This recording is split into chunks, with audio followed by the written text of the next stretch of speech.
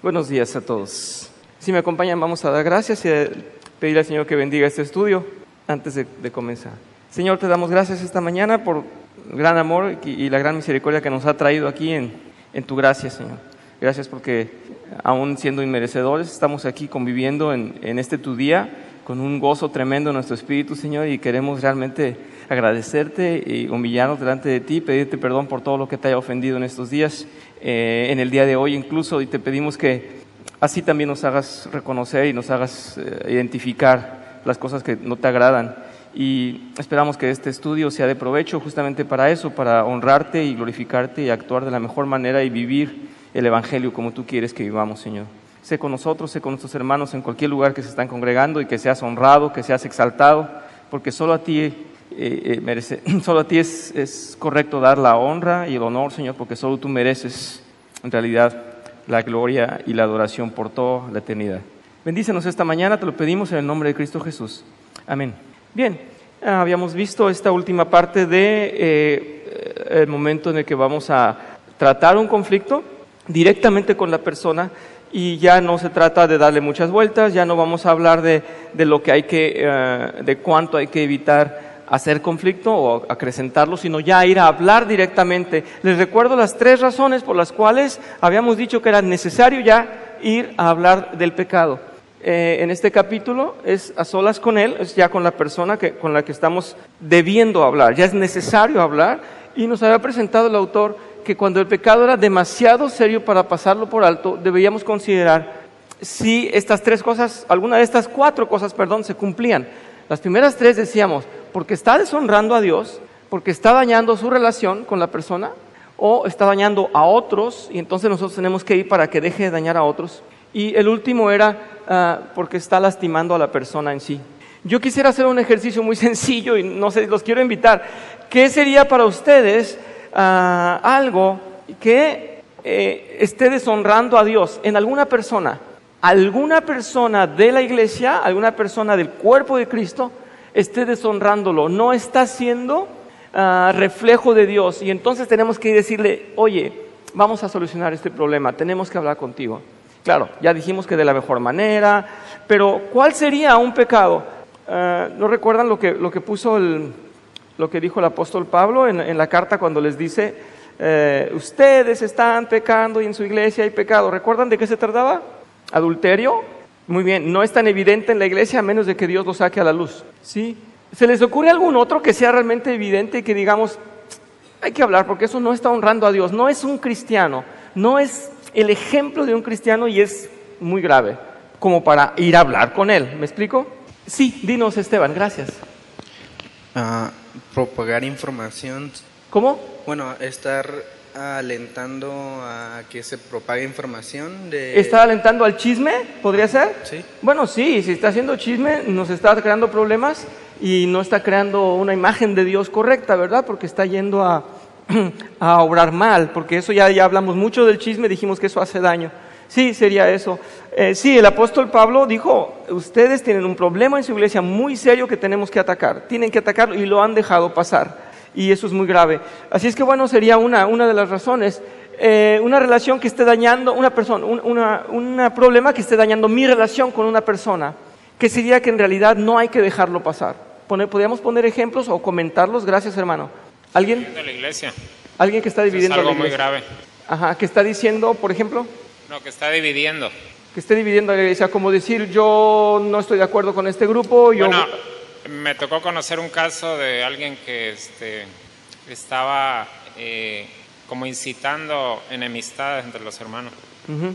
Y lo hizo durante mucho tiempo y los hermanos que estaban a cargo pues como que le estaban sacando la vuelta a atender eso, entonces se dio un problema mayor con relación a lo mismo, entonces sí tuvieron que hacerlo y Dios pues sacó a esta persona de ahí, pero hizo mucho daño, entonces porque no se atendió a tiempo. Eso es lo que, esas cosas sí se tienen que parar pronto, se tiene que hacer algo pues.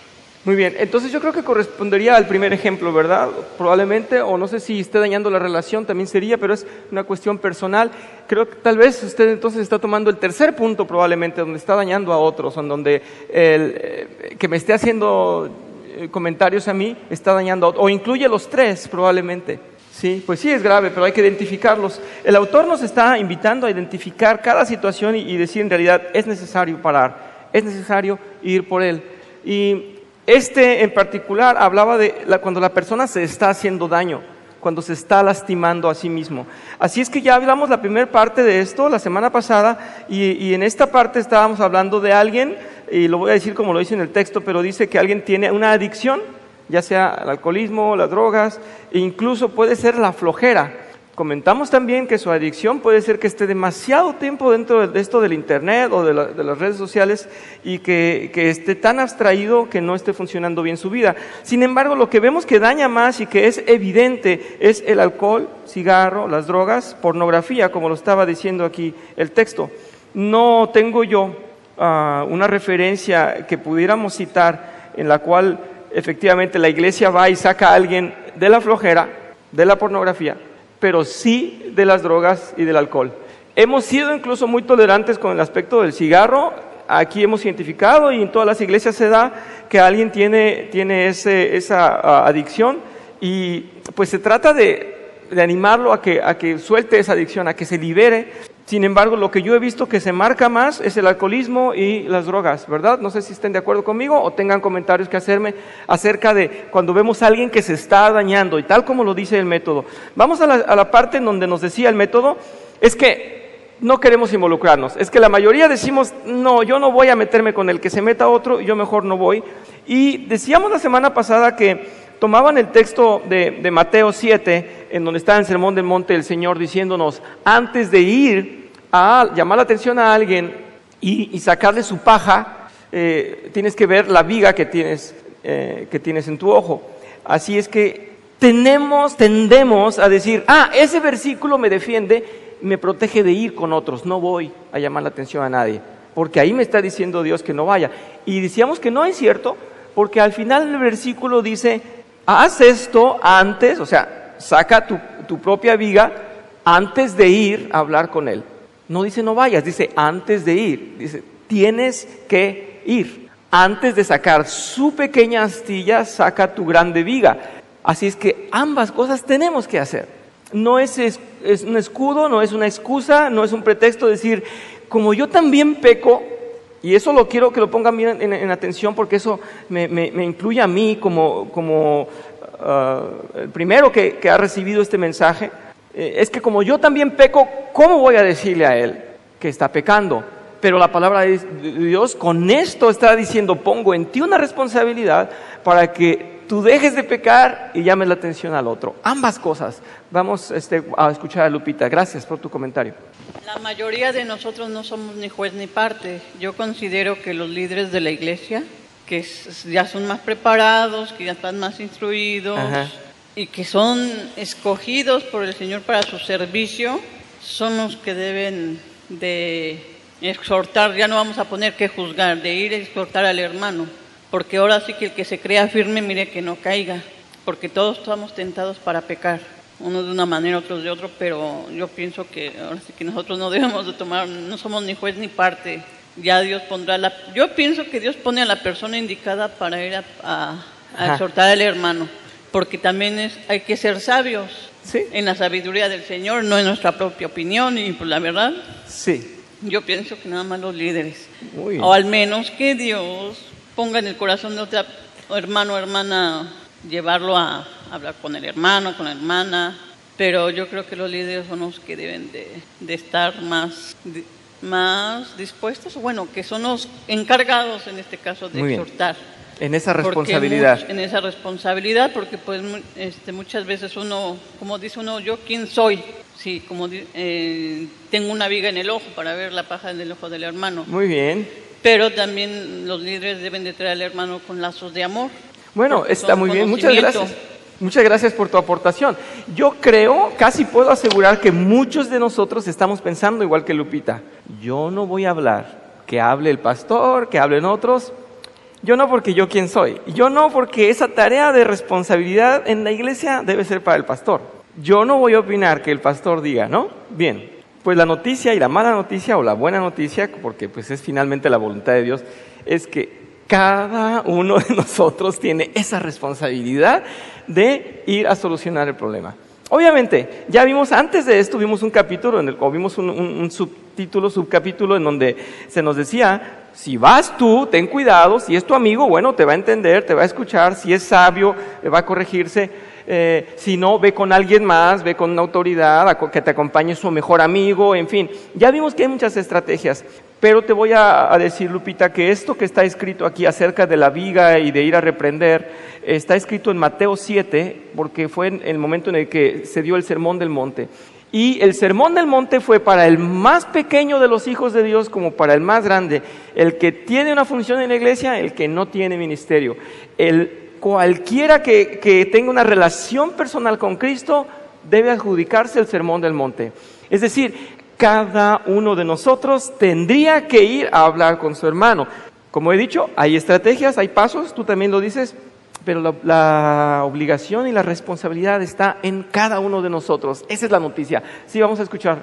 Hermano, muchas gracias. Era referente a ella, dice que solamente los líderes tienen la capacidad para ir. El ser líder o el ser alguien que está con jerarquía en la iglesia no te exime del pecado. No te exime de pecador. Okay. Somos todos pecadores, como lo dijiste.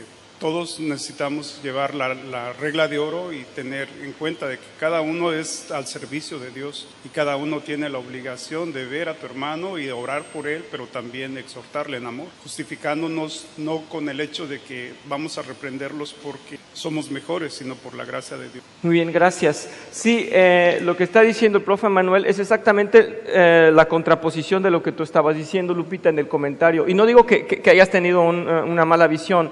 Creo que si acaso pensamos que los líderes y el pastor son los únicos encargados de mantener la iglesia unida, limpia, sana, eso es un error, porque tú también estás diciendo, bueno, es que yo también peco, entonces no puedo ir, y mejor los líderes, y él te está respondiendo, no, es que los líderes también pecan.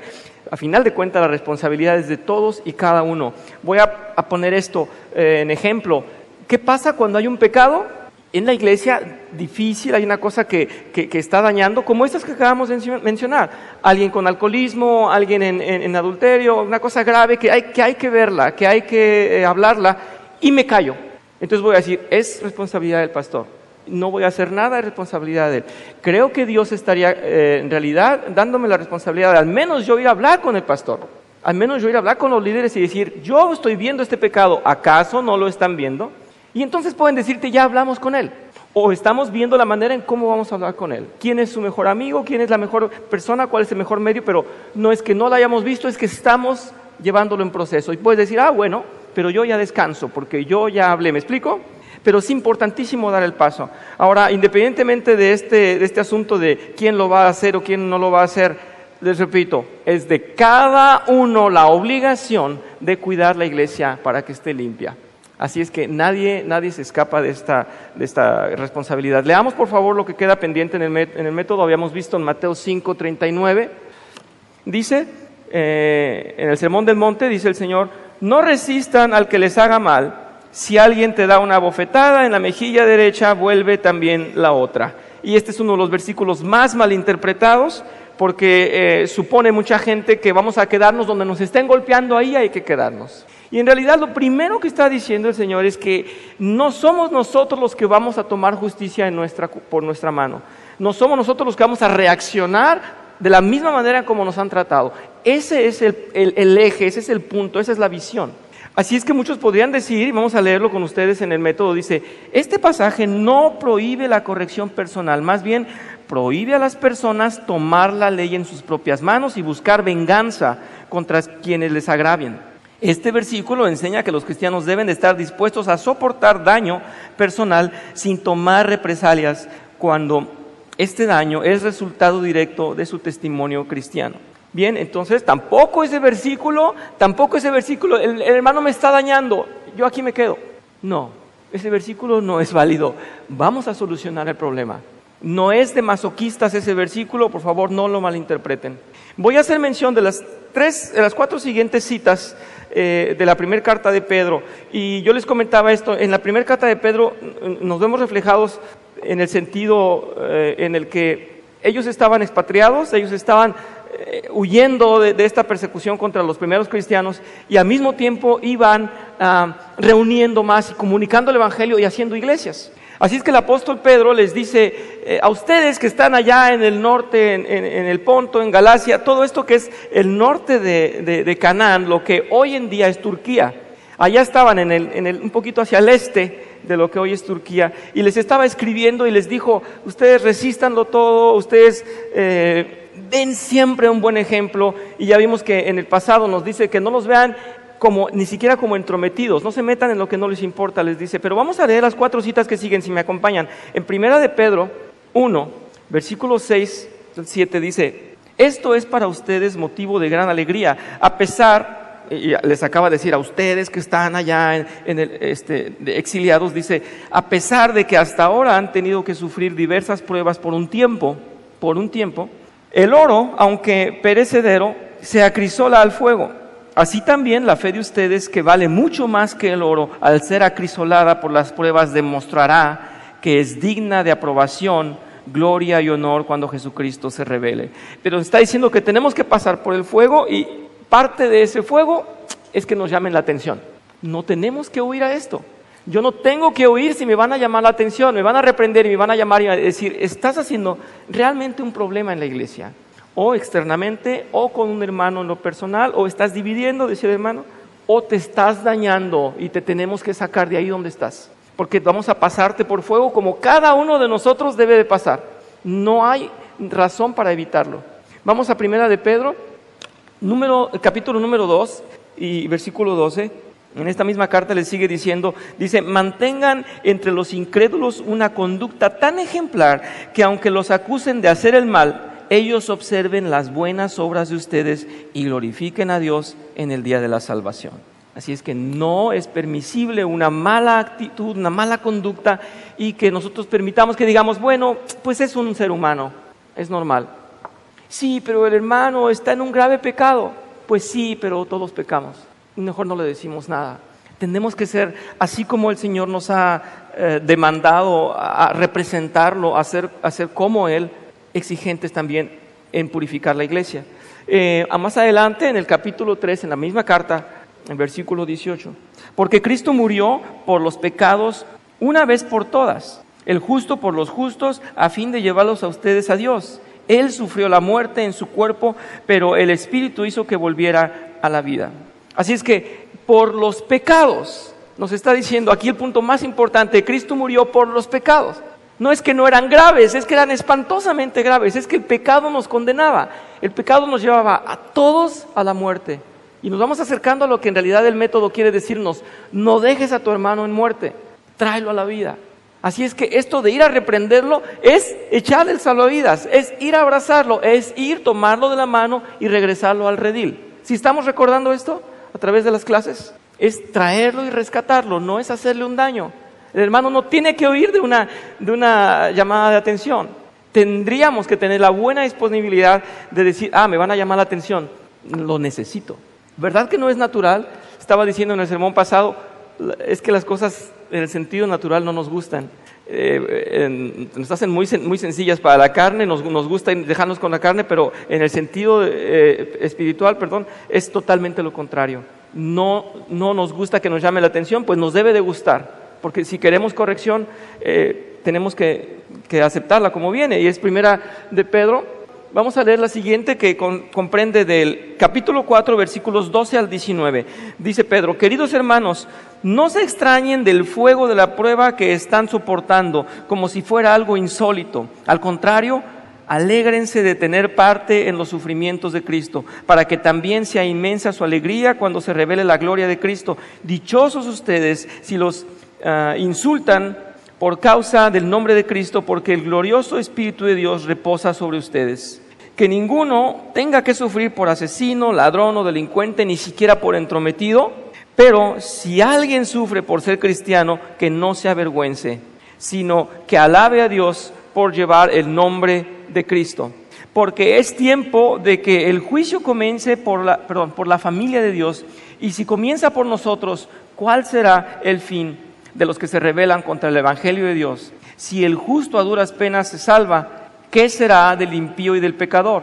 Así pues, los que sufren según la voluntad de Dios, entréguense a su fiel Creador y sigan practicando el bien. Así es que si me están llamando la atención porque tengo un problema con la lujuria, el alcohol, la droga, y me están llamando a disciplina, y yo digo, no, porque duele, la disciplina duele, ¿cómo me voy a privar de este placer? Entiéndanme, soy humano. No, tenemos que pasar por ese fuego y quemar la carne en el crisol, como dice aquí, y realmente fundirla, porque hay que depurarla, y esa es nuestra tarea. Así es que en el trabajo de santidad está el reprender a otros, reprendernos los unos a los otros, nos guste o no. Voy a acercarme más a lo que dice el autor. Leamos, por favor. Sin embargo, en los desacuerdos normales de la vida cotidiana, los cristianos tienen la responsabilidad de encarar el pecado serio, especialmente cuando se encuentra en otro creyente. Otros evitan corregir a otros diciendo, ¿quién soy yo para decirle a alguien lo que tiene que hacer? Si bien es cierto que no tenemos ningún derecho a forzar nuestras opiniones personales sobre otras personas, sí tenemos la responsabilidad de alentar a otros creyentes a ser fieles a las verdades de Dios que se presentan en la Biblia. Por lo tanto, si usted cree que la Biblia contiene instrucciones autorizadas de Dios, y si usted tiene un amor genuino por Dios y por su hermano, no eludirá su responsabilidad de hablar con ese hermano de formas adecuadas para ayudarlo a vivir de acuerdo con las normas de Dios. No con lo que a mí se me antoja, no porque es un capricho, no porque a mí no me gusta, sino porque a Dios no le gusta. Está diciendo aquí que sobre todo cuando se trata de alguien más tendremos que ir por él. ¿Por qué? Porque probablemente él no se ha visto, o probablemente él necesita ser llamado. Vamos a ver cómo nos dice en Romanos 15, versículo 14. Dice, por mi parte, dice el apóstol Pablo, hermanos míos, estoy seguro de que ustedes mismos rebosan de bondad, abundan en conocimiento y están capacitados para instruirse unos a otros. Instruirse unos a otros. Tenemos que hacer realmente una recapacitación y decir, bueno, yo evito el pecado, ¿por qué? Porque quiero quedar bien con Dios, porque quiero quedar bien con la iglesia, porque quiero verme bien en la sociedad. El hecho de realmente querer complacer a Dios y querer hacer su voluntad es una relación personal que tengo con Dios. Pero puede ser que esté fallando. Puede ser que si yo quiero mantener esa relación con Dios, a lo mejor no me estoy evaluando, porque a lo mejor digo, la llevo, voy bien. Y el hecho también de reunirnos en iglesia y tener una iglesia local que nos conoce día con día, año tras año, que ve nuestro comportamiento, es vigilarnos unos a otros, es protegernos unos a otros del pecado. Eso debemos comprenderlo. La iglesia es en realidad el cuerpo de Dios que se cuida, que cuida a todos sus miembros, que cada miembro cuida al cuerpo. ¿Sí me explico? Es necesario que vayamos a limpiar el cuerpo y llamarle la atención al hermano. Nadie de aquí, nadie está limpio, pero sí estamos, al contrario, en la obligación de vigilar que el cuerpo de la iglesia esté sano y en el mejor de los casos que no haya conflictos graves. Vamos a leer la siguiente cita que está en Colosenses, capítulo 3, versículo 16. Dice, que habite en ustedes la palabra de Cristo con toda su riqueza. Instrúyanse y aconséjense unos a otros con toda sabiduría. Canten salmos, himnos y canciones espirituales a Dios con gratitud de corazón. Es requisito, instrúyanse y aconséjense. No puedo ser yo un buen juez de mí mismo si no estoy conviviendo con el cuerpo de Dios que está vigilante y santo en mi vida. Segunda de Timoteo, nuevamente el apóstol Pablo está insistiendo, dice, y un siervo del Señor no debe andar peleando, más bien debe ser amable con todos, capaz de enseñar y no propenso a irritarse. Así humildemente debe corregir a los adversarios con la esperanza de que Dios les conceda el arrepentimiento para conocer la verdad. De modo que se despierten y escapen de la trampa en que el diablo los tiene cautivos, sumisos a su voluntad. ¿Ven el sentido de amor? ¿Ven el sentido del rescate? El sentido de realmente gran amor para ir a reprender a alguien. Ya no estamos en la primera visión que teníamos antes de empezar este método, probablemente, en yo voy a presentarle la Biblia para que se corrija porque yo sé cuál es la verdad. No, ya estamos no es esa confrontación, no es un ataque, es ir a rescatarlo. Entiendan o recalquen esto siempre que recuerden una instrucción o reprender a alguien, es rescatarlo. Voy a leer lo que dice el método. Otra forma de evitar ir a otros, es decir, ¿acaso no es tarea de Dios mostrar a las personas en qué se han equivocado? Es cierto que Dios es el único que puede convencer a las personas del pecado y cambiar su corazón, algo que hace a través del poder del Espíritu Santo, pero Dios generalmente usa a otra persona para que pronuncie las palabras que un pecador necesita escuchar para ver la necesidad de arrepentirse. Es decir, ustedes hermanos, cada uno de ustedes hermanos que están aquí presentes, son para mí de gran ayuda. Cada uno de ustedes, si cumplen con su responsabilidad, son para mí rescate cuando yo esté pecando. Si ustedes ven error en mí delicado, error en mí importante, error en mí que en realidad merezca, como lo hemos estudiado, deben de llamarme la atención para que yo comprenda y vea el pecado que probablemente no estoy viendo o en el cual estoy abrigándome, porque nadie me dice nada, quiere decir que estoy cómodo, entonces sigo aquí. Cada uno de ustedes, hermanos, es así de valioso para mí. Es importante que cada uno me haga ver el pecado. Voy a mencionar cómo este pecado del rey David fue presentado y de qué manera la estrategia de hablarle de un pecado para que él despertara.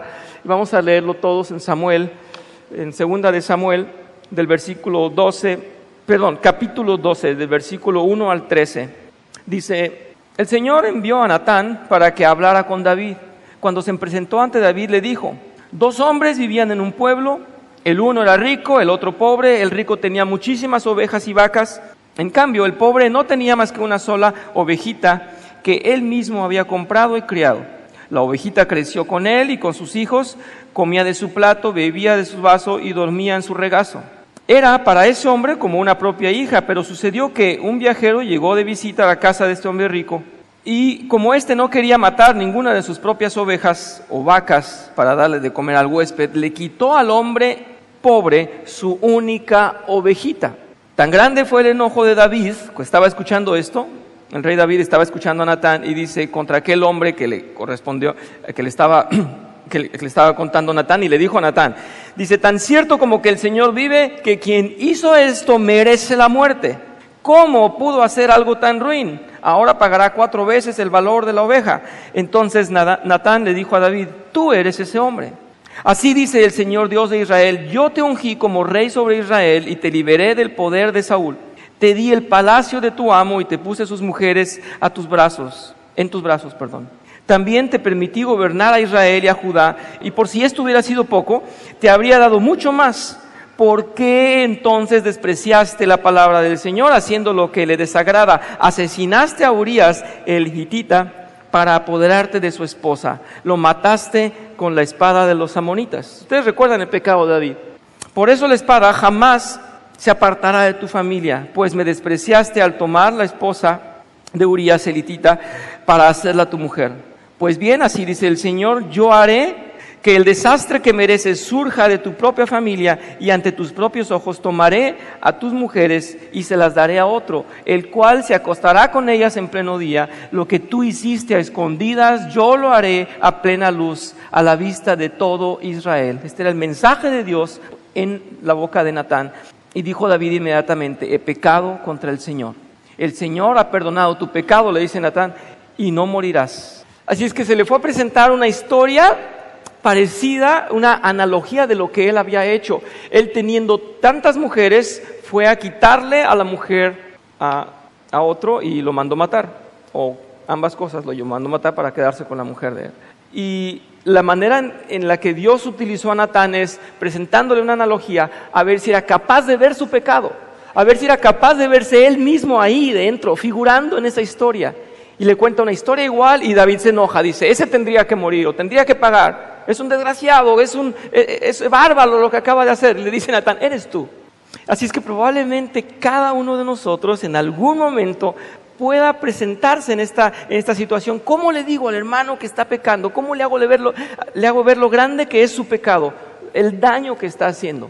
Pues tal vez contando una historia en donde lo pongas en su lugar. Este es solamente un ejemplo que nos pone el autor de este método para recordarnos que sí hay maneras de ir sin ofender al que está en pecado, sino presentando una historia exactamente igual. Es una estrategia solamente. Veamos por favor adelante el versículo que nos están citando, es 2 de Timoteo, capítulo 2, versículos del 24 al 26. Y aquí el apóstol Pablo le escribe a Timoteo y le dice: y un siervo del Señor no debe andar peleando, más bien debe ser amable con todos, capaz de enseñar y no propenso a irritarse. Así humildemente debe corregir a los adversarios con esperanza de que Dios les conceda arrepentimiento. Esa es la esperanza, de que Dios les conceda arrepentimiento, ¿sí? Para conocer la verdad, de modo que se despierten y escapen de la trampa en la que el diablo los tiene cautivos, sumisos a su voluntad. Vean esto que dice el método: no podemos cambiar a la gente por nuestra cuenta, pero a través de la corrección amorosa podemos ser usados por Dios para ayudar a las personas a ver dónde tienen un problema con el pecado. La responsabilidad del cristiano de ayudar a otros, que a otros enfrenten el pecado serio, puede entenderse más claramente estudiando las palabras que se usan en Gálatas 6, 1. Y dice así, dice: hermanos, si alguien es sorprendido en pecado, ustedes que son espirituales deben restaurarlo con una actitud humilde.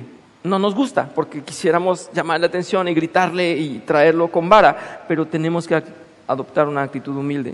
Voy a explicarles que hay una palabra que se traduce como sorprendido, que es la palabra prolambano. No creo que eso les aporte mucho, pero sí dice en el método que esta palabra griega significa, cuando alguien es sorprendido en el pecado, es alcanzado o sorprendido. Hay que en realidad rescatarlo de ahí. Dice: por lo tanto, el hermano que necesita nuestra ayuda es alguien que ha sido atrapado, como cuando estaba, dice, con la guardia baja. Y estaba leyendo las notas que pone el autor en la gran dificultad de comunicarnos, esa manera de rescatar a otros, y nos dice que es como cuando un hombre está pescando y echa la red para pescar, pero en realidad se atora con la red, y la red va con estos plomos que tienen para cerrarse, y va con ese peso y se lo lleva. Y ese puede ser cada uno de nosotros. Nos podemos estar distrayendo y nos vamos con todo y red, y nos puede estar llevando el pecado, nos puede estar jalando. Así es que ¿quién de nosotros no iría a darle la mano al hermano que está pescando y que se fue con todo y red, y que está atorado, que está enredado en esa red? Y es la manera en la que él pretende llamarnos la atención y decir: el hermano está pecando, necesita de tu ayuda. Así es que cada vez más el autor nos lleva a que lo veamos como una necesidad. He puesto para ustedes así, dice: también ayuda a entender lo que Pablo indicó a los Gálatas que hicieran con un hermano atrapado en el pecado. En vez de ignorarlo o echarlo, instruyó a los Gálatas que le restauraran con una actitud humilde. Y aquí hay una explicación de esto. Dice, esta palabra se usa varias veces en el Nuevo Testamento para describir a pescadores reparando sus redes.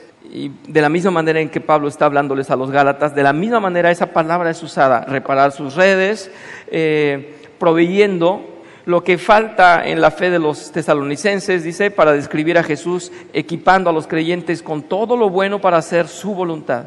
Y Dios también restaurando, en Hebreos 13, vuelve a usar esta palabra y dice cuando están restaurando a los que han sufrido, haciéndoles fuertes, firmes y estables. En Primera de Pedro, acabamos de leer parte de ahí, pero dice que también está usando esta palabra: restaurar a alguien, vamos a repararlo, vamos a que vuelva a ser el mismo. Cada una de estas actividades tiene la meta de hacer que algo o alguien sean útiles para el propósito para el que fueron hechos. Por ejemplo, así como las redes están diseñadas para servir a las personas de una forma específica, nosotros estamos diseñados para servir a Dios de una forma específica. Por lo tanto, debemos de ver que la meta de esta palabra catarizo, que es lo que nos estaba diciendo como restaurar, según se usa en Gálatas, es reparar a personas rotas y restaurarlas a la utilidad en el reino de Dios. Comentaba hace, no sé si un par de sermones, nuestro hermano Manuel, o tal vez más, no recuerdo exactamente, pero estaba diciendo, es que la iglesia es para los necesitados de gracia. Es que la iglesia es para los quebrantados, para los rotos, para los que están perdidos, para los que están en necesidad, para el que está enfermo espiritualmente, necesita la iglesia.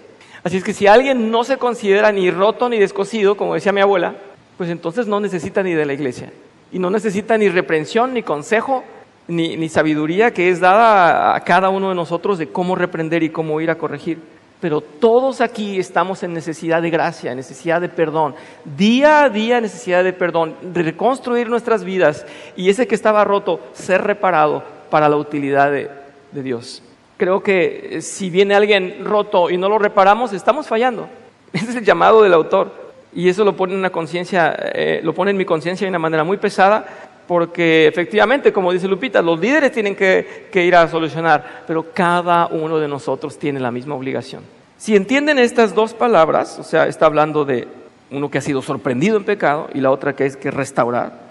Dice, lo ayudará a decidir si una ofensa es demasiado seria como para ser pasada por alto. Primero mantenga en mente la imagen de ser sorprendido. Si un pecado no da la impresión de estar causando daño serio a un hermano o no está dañando las relaciones de la persona, tal vez lo mejor sea simplemente orar para que Dios le muestre su necesidad de cambio. Por otra parte, si el pecado, que ese es el tema de hoy, el pecado parece estar arrastrando a su amigo a las profundidades, no demore en acudir a él. Segundo, recuerde el principio de restaurar. El pecado, dice, de esa persona, dice, ha dañado significativamente la salud espiritual de ella y ha reducido su utilidad para Dios. De ser así, podría haber necesidad de una reparación, que podría lograrse con una conversación amable para ver cómo podría ocurrir esto. Vuelva a leer la historia que precedió en este capítulo. Es decir, todo lo que nos está diciendo el capítulo, hay alguien de necesidad, hay alguien lastimado, hay alguien que está haciéndose daño, hay que ir por él. Me gustaría saber si hay comentarios, si solamente es un monólogo lo que estoy haciendo, pero estoy presentando lo que dice el autor, ¿no?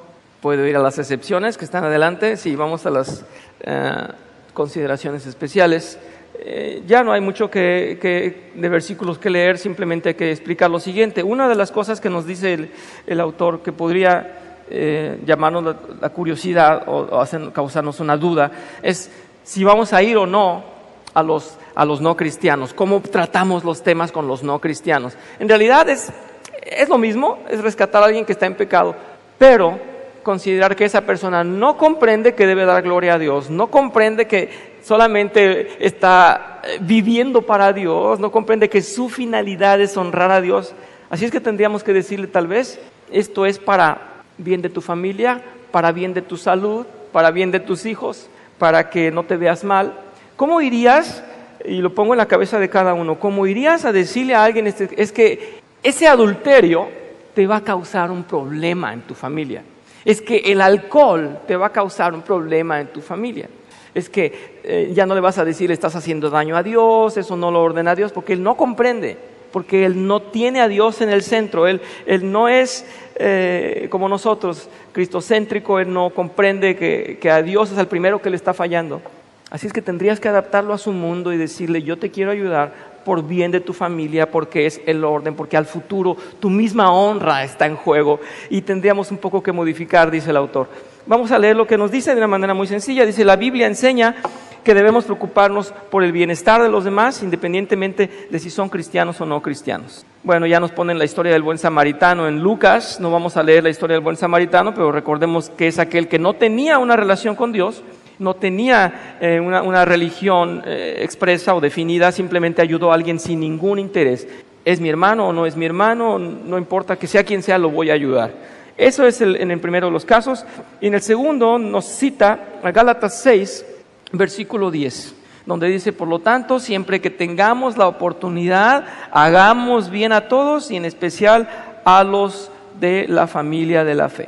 Pero dice que a todos, y en especial a los de la familia, pero en realidad que hagamos bien a todos. También entonces deberíamos ser pacificadores afuera de la iglesia y también los temas delicados verlos y defender a alguien y ayudar a alguien que está en pecado afuera de la iglesia. Dice, también se nos ordena que vivamos en paz con todos. Y en Romanos 12, 18 dice, si es posible, en cuanto dependa de vosotros, estad en paz con todos los hombres. La mayoría de los principios explicados hasta ahora son aplicables o se aplican a conflictos con no cristianos también. Y aquí es donde dice el autor, por supuesto deberíamos modificar el enfoque para ser sensibles a las perspectivas y necesidades de la persona. En vez de hacer referencia a versículos, tal vez, ¿verdad? Usted podría apelar a intereses o valores sostenidos generalmente como preservar el matrimonio o mantener una buena reputación.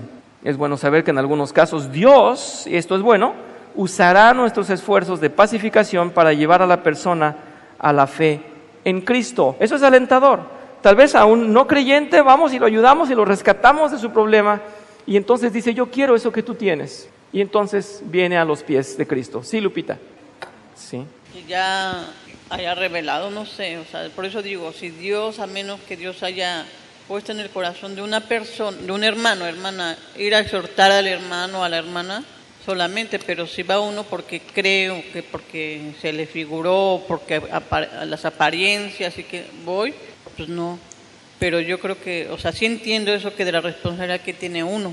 Por eso dicen que animemos los unos a los otros en el Evangelio. Pero a menos que Dios ponga en el corazón de algún otro miembro que no sean los líderes, de ir a exhortar al hermano, porque si nos vamos a guiar porque yo vi o por las apariencias, yo creo que estamos equivocados. No, Lupita, gracias. Tienes totalmente razón. Yo comprendo que tú tienes la mejor de las visiones en esto. Estás diciendo, si Dios me pone en la circunstancia y me envía, yo voy a ir a hablar con Él. Sí, la primera obligación obviamente es que los líderes mantengan una disciplina y que ellos sean responsables. Sin embargo, eso es dentro del funcionamiento de la iglesia. Pero ciertamente yo creo que si veo yo pecado, el Espíritu de Dios que está en mí me va a estar reprendiendo y va diciendo, tienes que ir a corregir. Creo que sí nos va a hablar Dios y nos va a decir que tenemos que ir a corregir. Habrá que tener cuidado, decir, ya alguien está viendo esto o lo veo yo. Y entonces, como decía yo, ir a los líderes. Pero en un principio tienes razón. La autoridad está en la iglesia para que ellos sean las cabezas, ellos sean el orden. Y ellos tienen la primera responsabilidad o la doble responsabilidad. Una como hermanos, como hijos de Dios. Otra como los que están realmente siendo los que ponen el orden dentro de la iglesia. Creo que es así. Pero te agradezco. No pienso que estés evadiendo tu responsabilidad. Yo pienso que simplemente estás diciendo que Dios te lo ponga en el camino, que Dios te demuestre que te toca a ti, ¿verdad? Muy bien, esto también es alentador entonces, no solamente aquí, afuera de la iglesia. Afuera de la iglesia podemos ir y rescatar a alguien. La otra que es muy importante, y la podemos tocar así, porque no es tan compleja, es ir a una persona en autoridad. ¿Cómo voy a hablarle yo a mi hermano que tiene una autoridad y está en pecado? Pero el hermano Manuel nos estaba diciendo hace un momento, es que todos pecamos, así es que tarde o temprano un líder puede y debe ser reprendido. Si está en pecado, debe ser reprendido. Y vamos a leer solamente, voy a ir rápido, dice, la responsabilidad de ir a una persona atrapada en el pecado no desaparece simplemente porque esta persona esté en una posición de autoridad sobre nosotros, dice. Nuestro jefe o un anciano en la iglesia, no importa. Dado que todos somos humanos, también pecarán y necesitan corrección. Y el apóstol Pablo le dice a Timoteo, aquí en la primera carta, en el capítulo 5, versículos del 19 al 20, dice, contra un anciano no admitas acusación, sino con 2 o 3 testigos, a los que persisten en pecar, repréndelos delante de todos para que los demás también teman. Esto es muy fuerte, pero está hablando de los líderes y está hablando si persisten en pecar. Sin embargo, al principio nos está diciendo, no lo creas tan fácil, porque como dice Lupita, puede ser que sea un chisme, puede ser que no estoy yo consciente de si es cierto o no, pero es necesario presentar testigos. Pero sí hay entonces una manera de hablar con la autoridad. ¿Qué estaba haciendo Natán en el ejemplo pasado? Estaba hablando con el rey. Iba a reprender al rey. ¡Qué fácil! Voy a reprender al rey. ¿Cómo? Era imposible, pero él llegó con la estrategia que Dios le dio y le presentó una historia igual a la que él estaba cometiendo en pecado. Y el autor termina diciendo, por supuesto, necesitamos tener cuidado especial al escoger las palabras cuando hable con una persona así. Hagámoslo respetuosamente y siempre resaltando nuestra consideración por la autoridad de esa persona. Así es que no hay por qué temer, no vamos a faltar el respeto, no vamos a ser agresivos. Dice, tal vez no solo lograremos solucionar la situación, sino que aumente el respeto de esta persona en autoridad por nosotros. ¿Ustedes recuerdan cuando aquel hombre insensato despreció el saludo de David? Y entonces David, al ver que era arrogante, mandó que lo destruyeran. ¿Qué hizo la esposa? ¿Recuerdan? Dijo, no. Fue a hablar con él, le preparó regalos y le dijo, es que mi esposo es tonto, Abigail. es que mi esposo es tonto, es un insensato, es que no entiende, no sabe de tu poder, de tu honor, y perdónanos. Pero aquí te traigo unos regalos. ¿Y qué dijo David? Te has ganado mi favor. Te perdono la vida y te has ganado en realidad mi favor y mi respeto. Así es que fue un logro, fue un plus, no nada más ir a enfrentar al rey, sino se ganó su simpatía. Bien, espero que si hay preguntas se las guarden ustedes, ya que no las quisieron presentar aquí. Me las expongan en cualquier momento, hermanos, o las presenten de cualquier manera a nuestros hermanos, a mí mismo o al pastor. Pero la idea es la misma en la que está redundando el autor. Tengamos compasión del pecador y vayamos por él a rescatarlo. No lo dejemos, porque dejarlo es dejarlo que se vaya a muerte, dejarlo hundirse. Y nadie queremos que nos dejen hundirnos tampoco, necesitamos que vayan por nosotros. Si me acompañan a cerrar el estudio orando, y espero que sea más claro de lo que parece que es este estudio. Señor, te damos gracias porque tu palabra en ese aliento tan grande del perdón nos da vida, Señor, y en realidad somos llamados, y queremos que hagas más conciencia en nosotros, somos llamados a la instrucción y a instruir, a perdonar y a que nos perdonen, y somos llamados cada día a alejarnos del pecado y a ser rescatados de aquel que nos envuelve, que nos distrae, que nos engaña, porque esa es su dedicación, Señor, porque ese es su mejor talento, engañarnos y frustrarnos y ponernos en contra de ti. Rescátanos, Señor, a través de cualquier hermano, a través de cualquier miembro de tu iglesia, cualquier miembro del cuerpo de Cristo, Señor, que puede y debe ir a sanar a otro. Pon en realidad a nosotros el entendimiento, el discernimiento y la disponibilidad para hacer esto que es algo que tú has demandado.